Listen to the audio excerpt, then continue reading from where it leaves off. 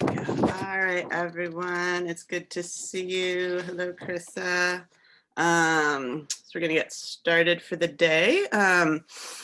Good to have you all here. We're gonna talk through a little bit kind of where we've been in your recent assignments, and then be getting into a bit about ethnography and kind of where we're going from here. Hello, Amar. Wait, and everyone pause. It's Maher's birthday. You have to show yourself again. Happy birthday. Yeah, thank you, Lidit. Thank you. Thank you, everyone. Embarrass my hair for a minute. Thank you. Happy birthday. Thank you. I hope we help make it a good one for you. So yes, thank you everyone for being here. Your transect walk observations, those are graded with some comments in Moodle. It was really, really exciting kind of to see what you all have been doing, what you were up to for this, and appreciated the way a lot of you really kind of, organized the work. I know it can be really daunting. It feels like, oh my gosh, she wants us to synthesize all of this in a couple of pages. And that can be a lot harder sometimes. But yeah, I really appreciate the descriptions you provided, and noting that, for a lot of you, you're doing this within, contexts either that you're from or that, you've come to know very well, that you're very familiar with. And so already have kind of a deep existing knowledge of the place and the community. And, it made me think too, and in part of our discussion today, as we move forward, that especially in doing, research in places that we know very well, either because we're from there or we've lived there a long time, or our family's from there, what it might be, that we also want to be careful about, any kind of biased assumptions. And we're going to talk about this kind of in the ethnography part a bit, about how what might you learn from observations alone, kind of checking all of your knowledge at the door, in a sense. If you were just that observer and letting kind of that place do the talking and speak to you. And so that can be, there's different kinds of challenges coming into somewhere new, and there's different challenges somewhere you've always been, and recognizing that. And sometimes it can feel, oh, okay, well, this is the place I'm from, that's a lot easier to do research. That it can be even have a whole other set of challenges because of those assumptions we bring in. And so, kind of trying to strip ourselves of that a bit and really letting the place do the talking, and, considering how that might really inform those relevant and appropriate research questions moving forward, so that your base starting point is kind of listening and learning and reflecting from that place. Then layered with that is the people of the place informing you. Right. And so that can be even more challenging sometimes when we are from there, because we think that we know what the questions already should be. And so that can, it's really a challenge to all of us in a lot of ways. And that we're, in these kind of processes, that we're, considering what are some of those challenges that are experienced. And so I would love to just take just a few minutes here at the beginning, if anyone would like to share, any challenges you found, in doing the transect walk, and or in writing up, synthesizing your observations.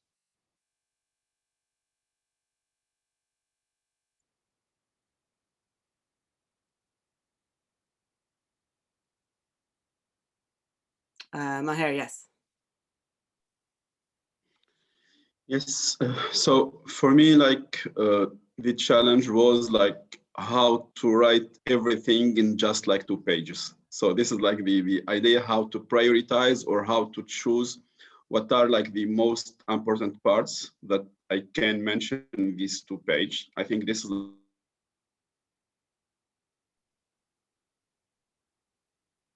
Absolutely. And in some ways that it can, it almost would be an easier assignment if I was to say, write 5 or even 10 pages on this.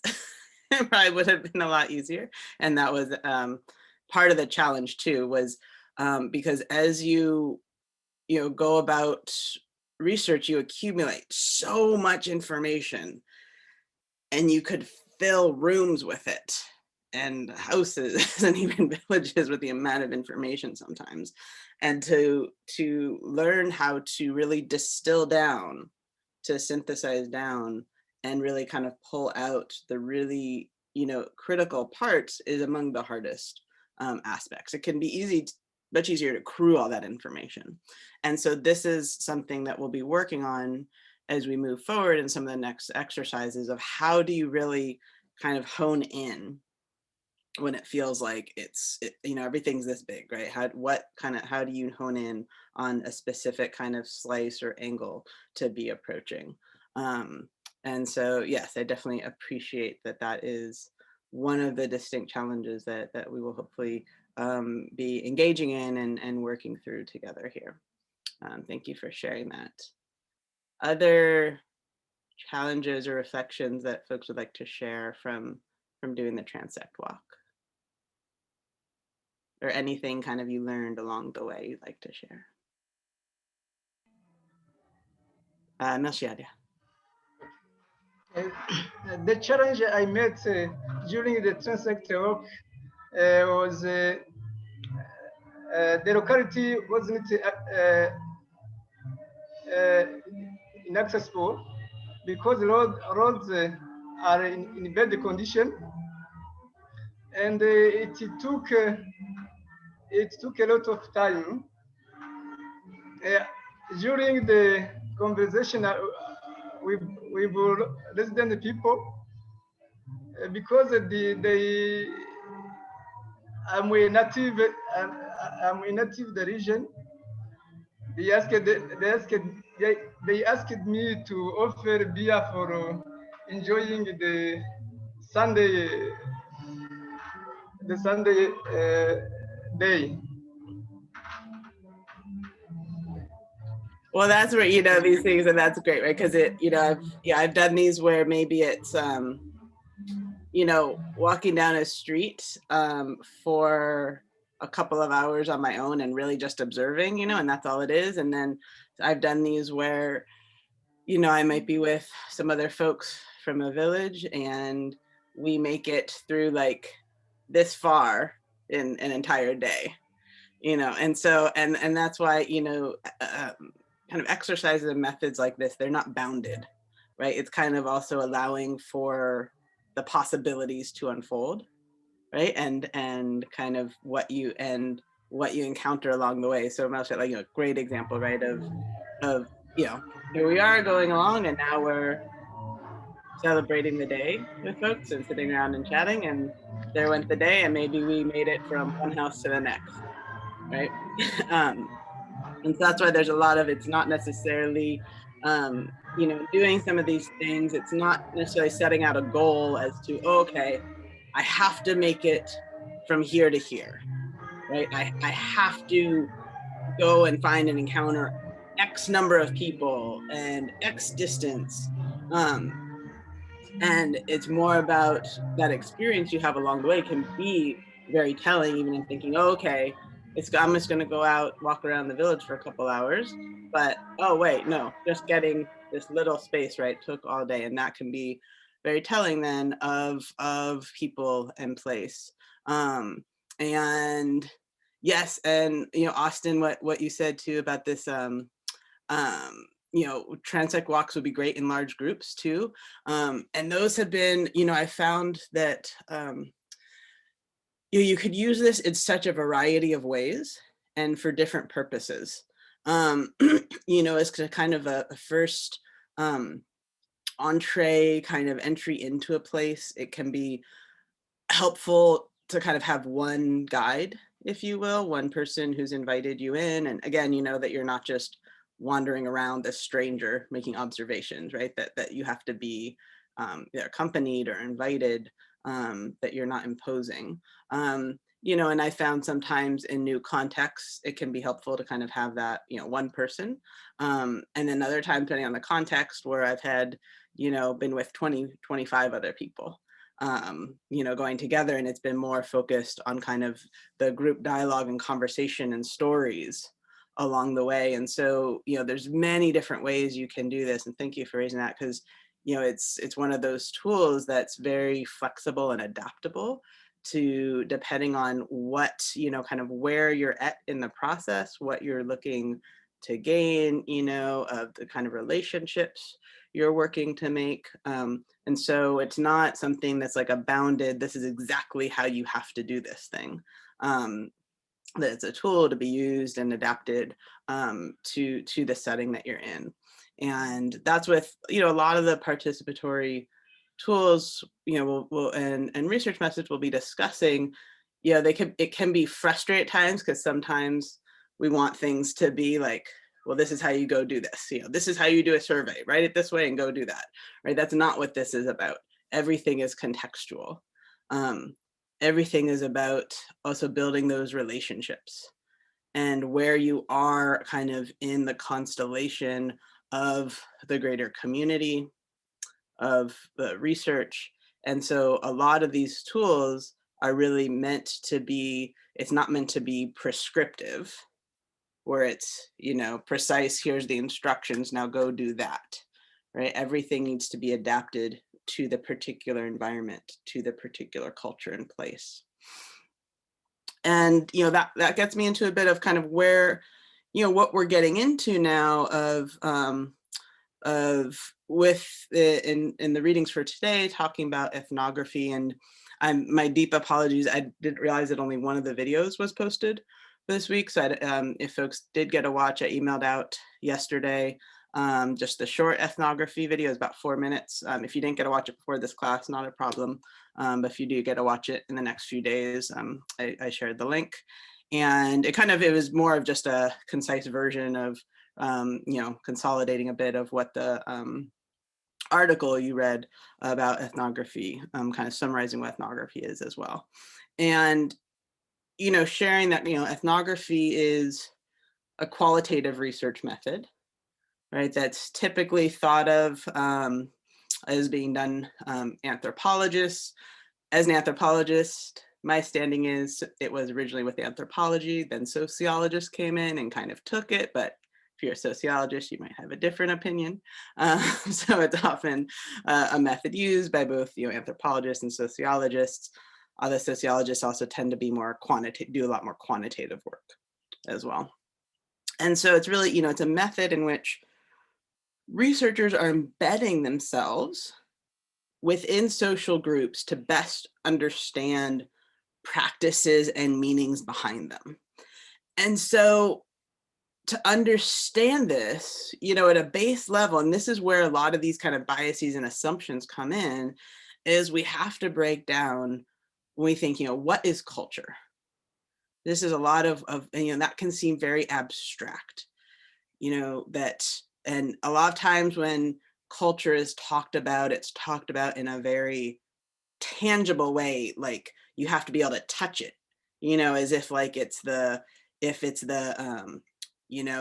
church or the mosque or the type of school, or it's a museum, if people want to make it about this very tangible structural thing.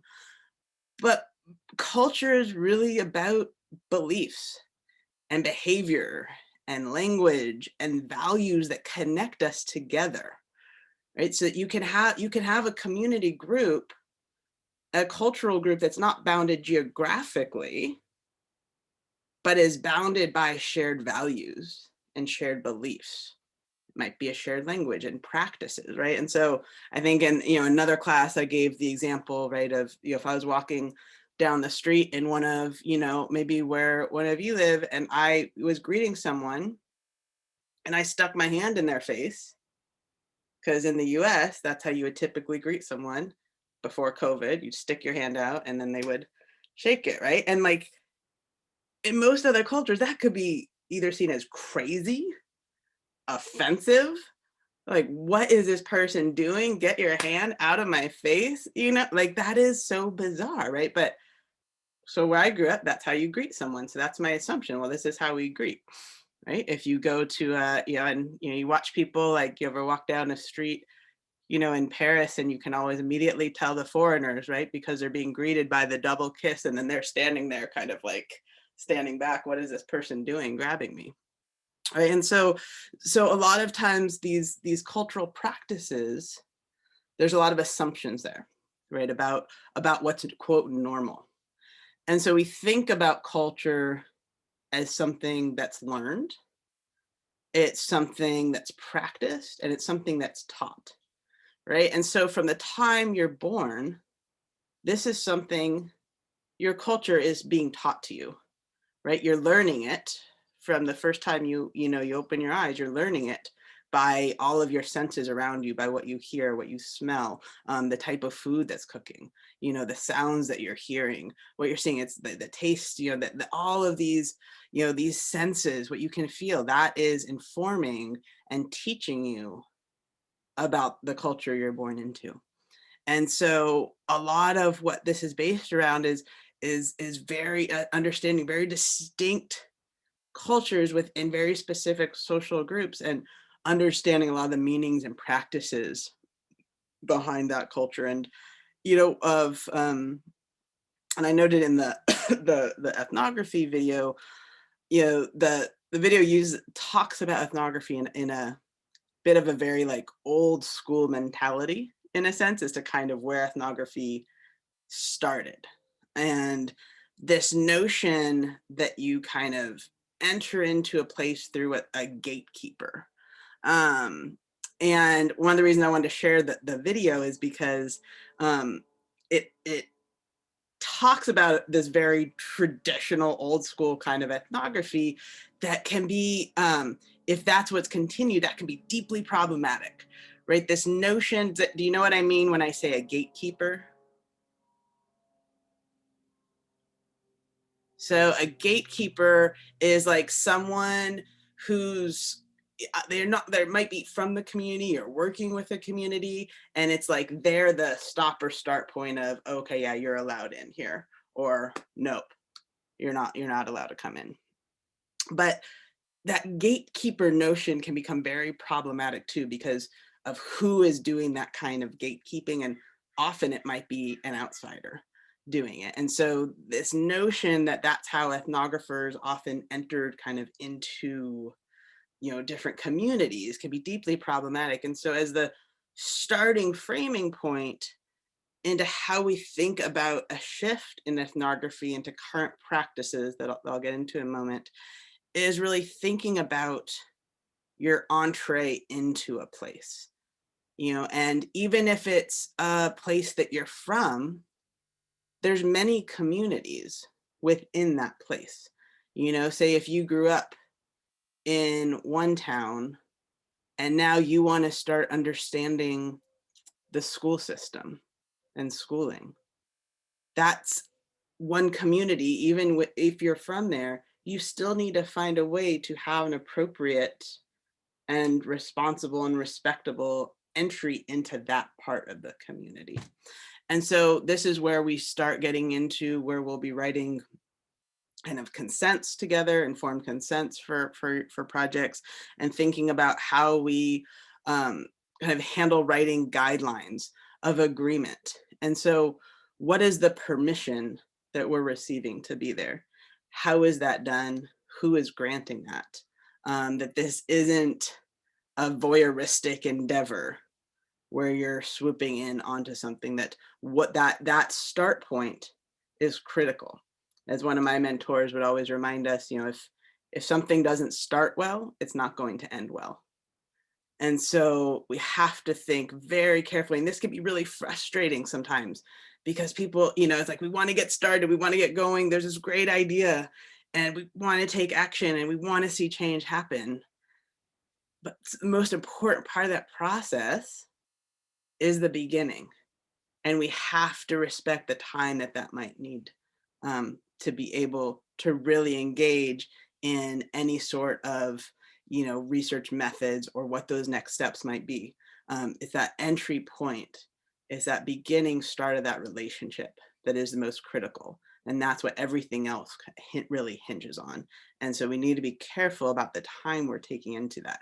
And that's where kind of much, originally ethnography kind of from the late 1800s, the early 1900s, it was this very, anthropologists, these like white anthropologists just showed up on doorsteps and on islands and on villages and just sat down with their notebook and pen. And that was, still seen as this, there's an anthropologist, Kathleen Go, and she described, anthropology and ethnography really being kind of this child of Western imperialism. And, at their best, anthropologists had been the white liberals between conquerors and colonized, and that was at their best, right? And ethnography had really been in some ways responsible for mediating this relationship between conquerors and colonized. And so we also have to be very cognizant of the history of any sort of methods or approaches or frameworks that we take. Because there can be a lot of danger in ethnographic work in being very extractive, right? So say, for example, a lot of communities I work with, they're deeply hit by the oil and gas industry, right? They're already being extracted from. Their economy is already being extracted from. And so often research is seen as another form of extraction. It's extracting their knowledge. It's extracting their wisdom. And what do they benefit from it? And so the heart of work of this is really consideration for the ethics, for that starting point. And that's where the critical part of that relationship building, and that the work is being done relationally as opposed to extractive or like a transaction, right? That it's not a transaction between two people, that it's about relationship. And this is what, in the reading you did, the ethnography by Mary Hufford, and she talks about, this, if ethnography is making the strange familiar or making the familiar strange. And this is a big trademark of ethnography, with, the keystone trait of ethnography is really participant observation. That's kind of this keystone like method of ethnography, is participant observation. And within that, it works to make the strange familiar or the familiar strange. Does anyone want to speak to what that might mean? Sounds very abstract.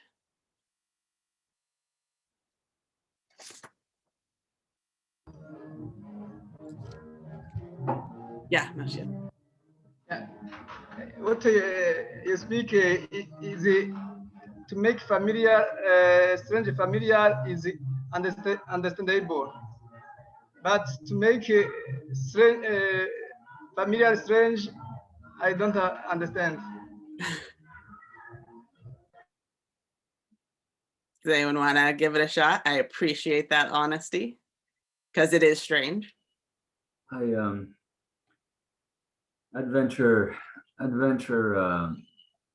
to say that I would liken it to the experience of, say, eating something that you've never eaten before, like a fruit, and that it is strange and unknown, but once you take it on and familiarize yourself with it, you digest it, then it's part of you, then you understand it in a certain kind of way, yet it's still unknown how it is. It's kind of magical still, what it is, how it came from, where it came from, how it grew, where maybe if you found it in the jungle or somewhere, where are there more? Yeah. So I liken it to that experience. That is a fantastic analogy, right? So you could imagine, to make the familiar strange, there is this fruit tree outside your house you grew up, right? And so that's very familiar to you.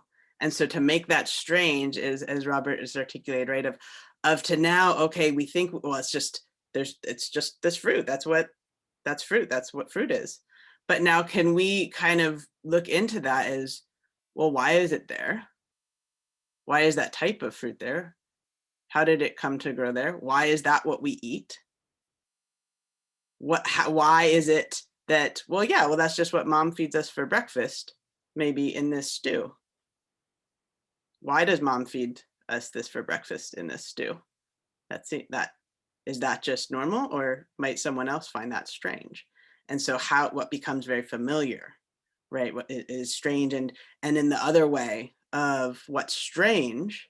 So say if I came to your house and you're for the first time and your mom is taking this fruit and putting in it stew in the morning for breakfast, to me, that's very strange. I've never experienced this.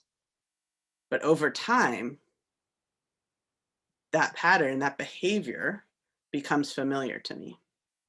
And so this is what ethnography is, a lot of it is about, is it's challenging and questioning what we know to be, quote, true, what we know to be, what we see as just the norms, and these assumptions that you make that strange familiar, and you make that familiar strange.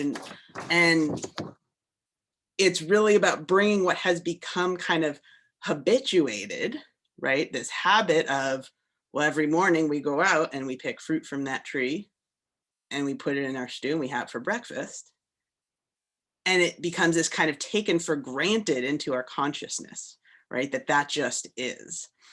And, you know, as Dr. Hufford shared in this article, you know, a quote that was, you know, by illuminating disjunctures between official and unofficial systems of meaning, opens the political imagination to the possibility of alternatives. And in this context, so where really what we're doing is we're working to uncover both official and unofficial meanings of something. In that context is where you can now imagine an alternative reality, an alternative way, an alternative system. And that is the point where, instead of being this ethnography that's about, you know, kind of furthering the colonial agenda and furthering the colonial march to oppress people and serving in that way, it's where ethnography can actually work to strengthen a democratic capacity at a local level.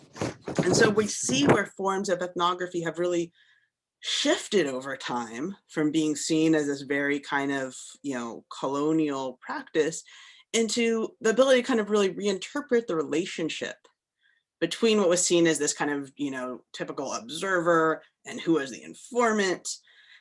And those aren't necessarily the words used anymore. I wouldn't call anyone I work with an informant. If I was, I need to check myself as to the work that I'm doing, right? That this is about being reciprocal or in a collaborative relationship that's designed to yield new knowledge for all, right? So what is their equal benefit occurring here? And yeah, so Austin shared, you know, how do we do this in a place where we are the stranger, where it does not appear we are being over cynical of a culture that is not ours? And that is a fantastic question. And that is why so much of the research process, for example, I'm going to sound like I'm going on a tangent a little bit, and I'm going to come back around, where, say, when I do work with, I do a lot of work with like climate scientists and physical scientists, and they get really frustrated because, like, well, we don't understand what you're, you know, why aren't you doing anything? It's like, you know, the first 3-4 years, you're not doing, what are you doing? Nothing's happening. Like, no, this is the most important part of the process. Before you can come in and do any of your climate science tinkering, right? That this is about, how do you listen, learn, and reflect? And that's where that very active listening can come in. And this is where it can be really challenging. And a lot of this process is about self-reflection, that the ethnographer is not someone just outside of this, right? There's no being totally objective, right? This work is deeply subjective, because anything that any one of you tells me, it's channeling through me, right? So if you tell it to me, I'm taking it in. And then if I was going to repeat it, it's coming out differently. It's coming out how I'm interpreting what you're saying, right? Even if it's a quote, I might have different emphasis on things, right? Well, you have all day Well, to get it. I was asking the question specifically because All day to get it done. I feel like this is something that's going to be troubling even within our own culture, even if we feel like we belong to the culture. If we start questioning things, I'm trying to help you out. that's going to be uncomfortable. But I can't even imagine, like, especially if I'm not involved in this specific place, if I start questioning what they're doing, then they're gonna be like, "Who are you to tell us what we're?" What we're Now questioning?" I understand your question. Yeah, On that. Okay, yeah. Because it's even, I mean, it's difficult enough within my own like family or my own communities to start questioning things. It's a whole nother level if I'm the ethnographer coming into somewhere and going, "Why do we do this? What is the point of this?" So I feel like, yeah, it's a whole nother level of challenge, especially when you're dealing as kind of seen as the outsider. Just a little bit. Absolutely, right. And that so much of that is also, thank you for clarifying that where you took that is also that you're not questioning what someone's doing, right? The question is around why. And a lot of this now is about framing the question. And this is why it's important to build those relationships and come to understand a place and a people and culture before you even frame the question, because the framing of it can look very different in different places, right? It's going to be appropriate to frame a question one way somewhere, and you're going to frame that question a different way somewhere else. So even how you ask a question changes depending on the cultural context. And so it's not about questioning like what they're doing, and it's not questioning why with judgment, right? It's not like well, why are you doing that? Why don't you do it this way? You know, that it's not projecting that something should be done differently. It's not projecting that something should be done, in a way that you're proposing, or that something should be done, if they're doing it wrong, that it's about learning together, if that makes sense. So there's a different kind of, context there if you're asking, why someone's doing something one way that's kind of with judgment, as to like, well, I'm questioning why you're doing it that way, versus why are you doing it this way in a learning and reflective context. It's more of a conversation. Does that make sense? So wait, are you? Yeah, so it's more like a communal curiosity versus like someone coming in going, why are you doing it this way? Exactly. And Okay. and I'm so glad you just phrased it that way, because what you just said there is exactly what used to happen, and often still does happen way too much, right? And this is the difference between very kind of traditional research of going in, well, why are you doing it this way, right? Just what you said, versus what we're talking about of doing this, of doing really socially engaged, participatory research in a very carefully driven by an ethical approach that is working, it's both working against that very type of research, and is also working for the kind of communal relationship building research where everyone is really together equal at a table. And this is where it's important. It's not only just against something, right? You have to be for something as well. And so thinking about what the purpose of doing this research is. And so I'm really glad you brought that up, because that right there shows the dichotomy even between, what research most often is versus what we're talking about here and the approach that we're working to do together. And so, where, what Austin just shared too, it's, thinking about, ethnographers, and others have increasingly turned towards these methods of participatory action research. It's still far from being the quote norm, right? And so a lot of what we're talking about is in terms of how, talking about how research should be done is not saying that's how it's typically done. This is what we're working towards. And so, when we're looking at research where ethnographers and others are utilizing more social and participatory, action research, that you have, the researcher is really taking kind of a partisan interest in the in the aspirations of the group they're working with. And when we're talking about things like ethnography for social change, that's what a lot of this course is about, is how do we do research for social change? When you're doing ethnography for social change, that you're working with that community based on their aspirations, right? Not your own. It's what is the aspirations of the group, and how can this research aid the group in actively participating in the research, right? So that also any barriers to their participation are being stripped away. And that, members of the group, who you're working with, that they're becoming really the co-researchers, and that they're asking questions and articulating problems. And I don't want to over romanticize this, right? Because there's a lot of deep issues here of thinking about, if you're a researcher that's, has a paid job to be doing this for, and what are you asking of, say, community members to be doing? Are they doing it for free? Are they doing it on top of all of their own responsibilities? Right? Is there equal compensation for them? I mean, there's so many things to be discussing, so I don't want to over romanticize this process by any means. And I think, and some of it was addressed in what you read in that West and Peterson article a couple of weeks ago, in really kind of problematizing this, so we're not over romanticizing it. But that we think about that often we're in this time where we hear about ideas around co-production of knowledge. And that's like the very sexy term researchers want to be saying. And we have to question, what does that really mean?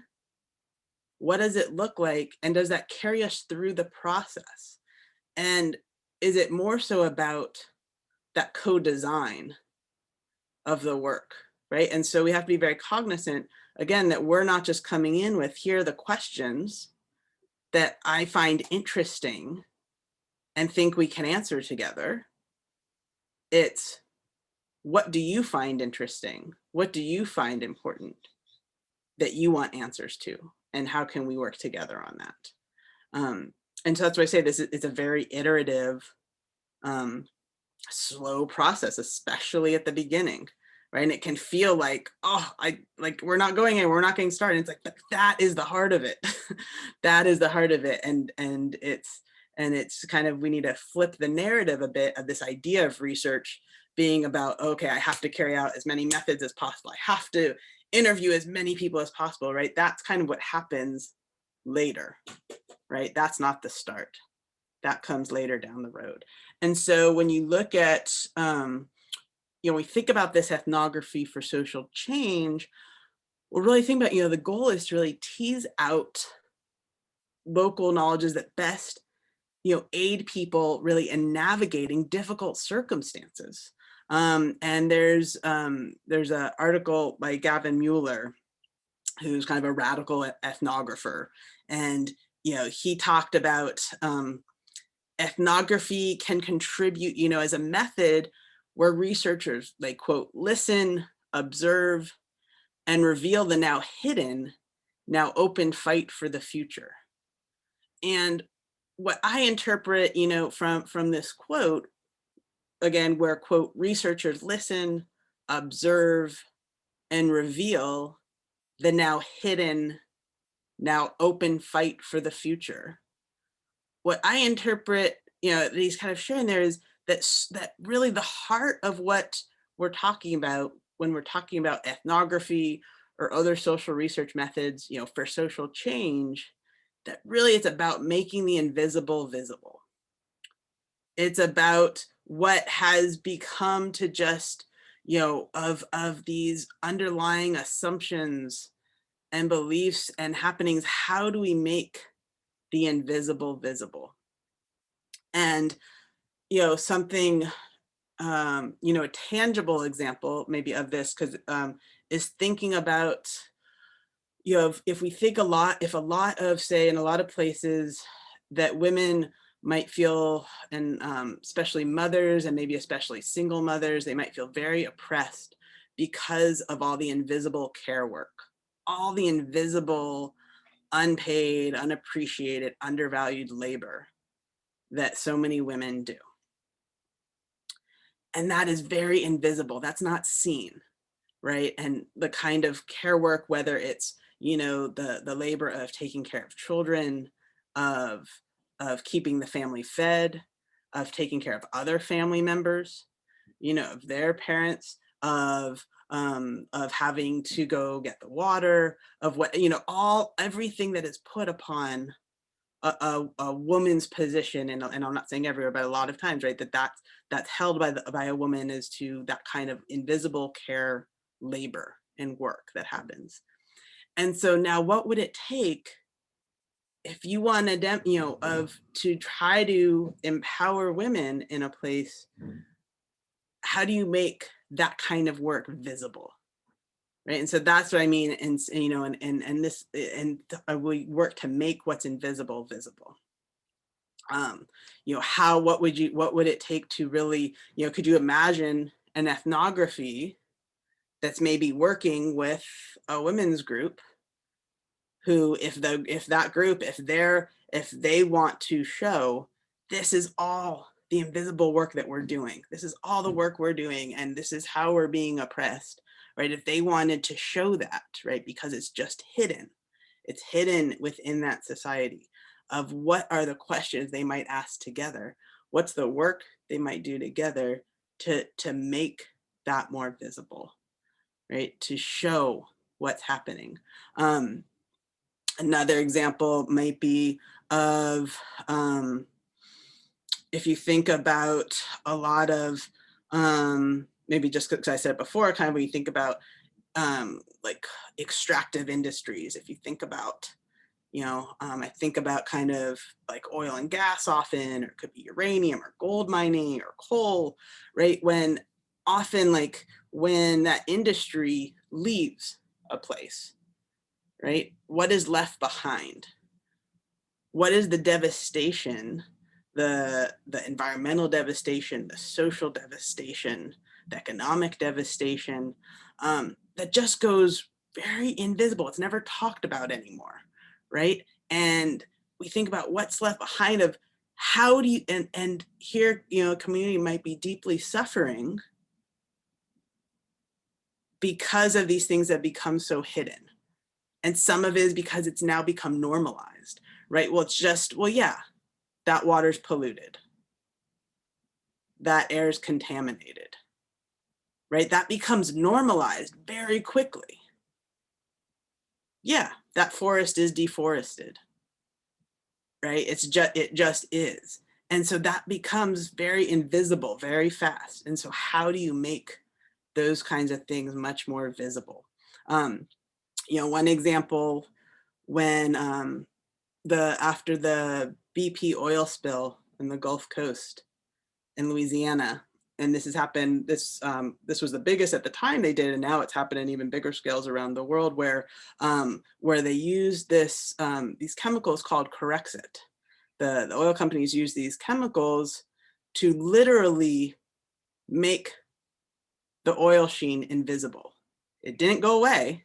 It actually made it much more contaminated and much more damaging, right? But they worked to make it invisible to the human eye, right? Because out of sight, out of mind, right? And this has happened now around the world. And so when you think about that, right, that's a very literal, they just made the problem invisible. It's not gone. It was actually made worse. And so what's the work to be done to make that visible again?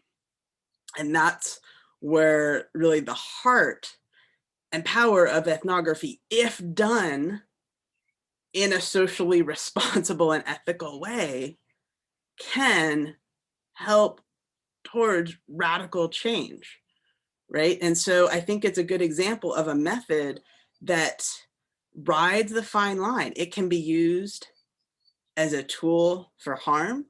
Ethnographers are hired. If you were to say, if you were to do a Google search and say, oh, you know, if you're moving to XYZ place, you know, and you did a Google search, okay, I have ethnography skills, I'm going to become an ethnographer. The top place, you know, the top employer, most places around the world you'll be hired will be the military, right? They're always looking for ethnographers. Also becoming more and more, so is a lot of tech industry, like Google and Facebook, right? And so this is where ethnography can be used as a very dangerous tool, right? And a tool for harm, a tool that can be very like seditious. And so so a lot of these methods we talk about, they've been used for multiple ways. They can be used against people. They can be used to further harm, or they can also be used to create radical change in a positive way. And so it's a tool that can be used in really both sides of that coin. And so that's why when we talk about these things, we have to come from that starting point of this ethical approach of how are we starting and what is the intent of how this is being used. Is this being used, say when it's being used by private contractors hired out by the military that often they're the ones hiring ethnographers, right? That it can be used to really kind of do a lot of more of those kind of spy techniques, right? And to really go undercover to be really kind of inside informants, right? That's often used not in a good way towards the people that they're working with. I can attest to that. I was a military contractor myself as a very young guy in Kosovo, and of course, I didn't put it together until many years later, but a lot of the training that we got was how to engage people. Now, the military has been using this both in good and bad ways. There, it happened to be there because of Clinton's policy to intervene against a population, a Muslim population that was being slaughtered by the Serbians and living next door to each other. So I could really see the raw of it, the way that we were trained to learn the customs and speak, and it was the military was starting to become a new military, which is what it is now in terms of engagement. This is before, no, it's a little right around with the rat. As a way of shaking hands, but then the people are a little bit they're a little bit left behind when everybody leaves. When the rescuer comes and helps, but then they leave, and they just spoke to me what you said about what is extracted. So what did we leave behind, and what did we take? And the other thing you mentioned that really stuck is that I feel like the ethnographers are sort of like the preliminary scout. I think that's how I would approach it for myself. Someone that just sees what is there, not trying to really draw anything or put anything, but just I want to report back to camp or somewhere what I've seen, just like the original explorers, the original observers. And then from there, I would say that for my own personal vision of what I would want is for us, and I think this is maybe not, I might misspeak here. I think we could use it to enlarge a vision of future thinking in terms of long-term thinking, because we are short-term thinkers. And I'm not speaking of long-term in terms of 10 or 100 years, but 1,000, 10,000 years. And we're just not there yet, but I think that's probably the value, that if we could do this, then we could do social change in ecological impact. I so appreciate you sharing that direct experience, and absolutely right. A lot of this is also that, what you raised there too at the end, like that time scale approach as to how, we're often looking at not even, and I would argue we're not good at looking at the 100 years. We're not good at even looking at the 10 years, right? It's often kind of what's in front of us. And, and Austin shared, feeling that what different social scientists believe is ethical also depends on what they believe the ultimate good for a community is. And absolutely, thank you for sharing that, because it that really highlights two of, I think I've said in this class, the idea of kind of this, I always come back to it, but it's that golden rule versus platinum rule, right? This golden rule of do unto others as you would do unto yourself, versus this platinum rule of do unto others as they would do unto themselves, which again comes back to kind of who is driving the research questions, whose aspirations are they addressing? And this can be really challenging, especially when you work with a community for a long time, right?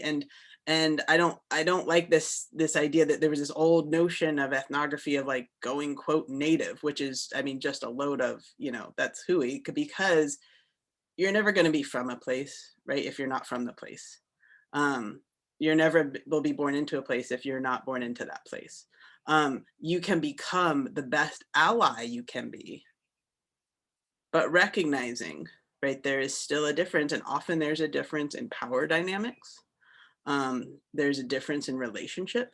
You can become, in a sense, family, but there's still a difference of being from that place, right? Of growing up with, of being, especially of over generations, and thinking about, and this is where it can become, especially over time, working with a community for a long time, this question that Austin posed becomes even more challenging, because that can start to blend, and one can start to think, okay, I know what the aspirations are of this community. I know what the questions should be. And we have to remember is that's always changing, right? The social context is always changing.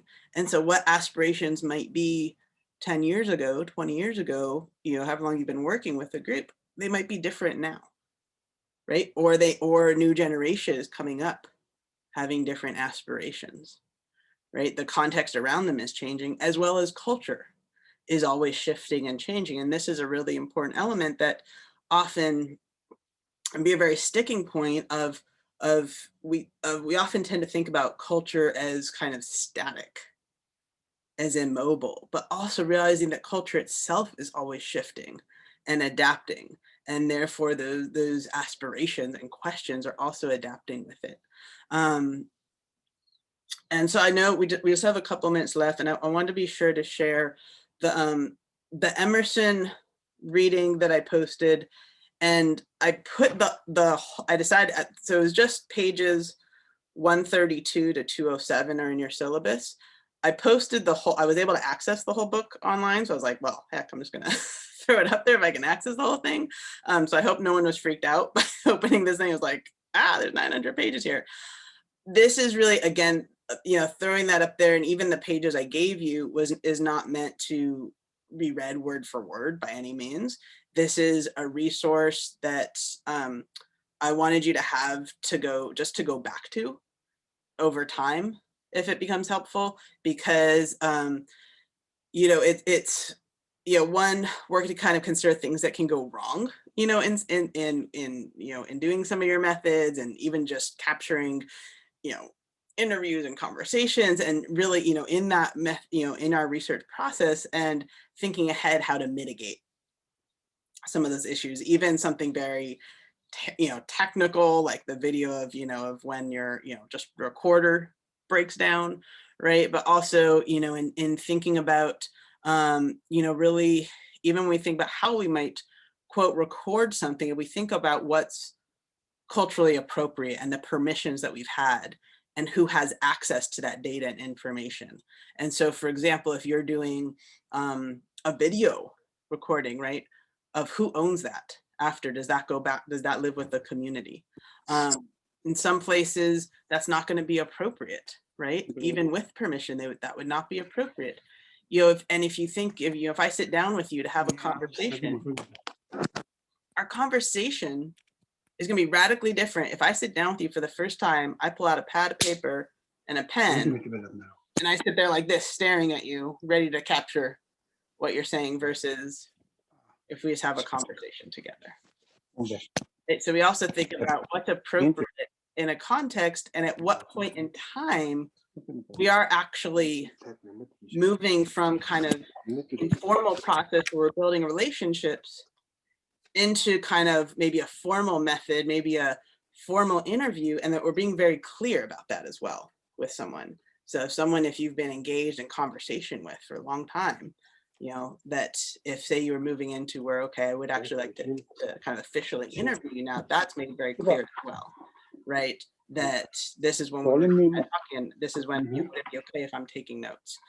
And in terms of thinking about, kind of that taking notes just in general through your research process, because, as you're doing social research, you're observing a lot around you. And taking notes becomes, it sounds very simple and easy, and that thing I'll get to. But you know, the second after you experience something, every second that passes, that experience changes in your mind, right? And so the sooner you can just kind of even just jot down, even just shorthand for yourself, you know, what, you know, any thoughts that are emerging, anything that's coming up, you know, that you can jot down, that becomes a learned skill, that it's not something that's just left to the end, because that's where you really start to understand kind of themes emerging and other questions that are emerging, things that, you know, aren't clear, things to follow up on. And so that becomes a really, really critical part. And so that was why, you know, this resource was there more just to, you know, for you to turn back to and helpful. And so kind of just where I want to leave it to is, you know, thinking about where we're going with all of this is really in working towards, in a few weeks, and this is what we're going to focus on next week's session, in talking about, you know, how we develop potential research questions for your research proposal, because by the end of this term, or the end of this course, that's what we're working to do, is that you'll have developed a research proposal, and we'll be talking about your next kind of research method that I'm going to be having you do of a semi-structured interview. And so we'll be covering that next class. And the reading you'll be doing is a fantastic read by Linda Tuhue, who in Decolonizing Methodologies. And so we'll be having a discussion as well focused on Indigenous research methods. And you'll have your community discussion forum to post to by Monday evening university time. I will be posting that prompt by tonight. So, or sorry, it's early morning my time. So when I say, so like, I should say like 12 hours from now, because it might be tomorrow for some of you. So I'll have the prompt posted by this evening, as well as the email out to you all for your process. I'll try to get to that in probably about 3 or 4 hours. You should receive it. And I'll also remind everyone in the email, please remember that the time changes in the US this weekend. So that is going, and I think that, I assume Future Generations is letting everyone know, but I will also include that in the email, because that's going to affect some of you in terms of when this actually, when our class is. So please be conscious of that. And I like, you'll need to do a calculation, just because, you know, a lot of you are in different locations. So just to note that the time will change this weekend. So for next Thursday's class, that we're going to be joining at a different time for many of you. Okay, and I'll be sure that that's clear in the email. All right, so if any questions arise, just be in touch. And you know, you can always make appointments to meet, so please reach out. And otherwise, hope everyone has a good rest of your day or evening, depending on where you are, and stay well. And I will see you all here next week. And yes, that is what Robert shared. That was one of my my true hopes of the pandemic, was that we would get rid of the time change. So we will see if that is a shift we can make, and I deeply hope it is. It's a little bonkers and very outdated. So thank you for saying that. All right, everyone, will be well, and I will see you next week. Bye.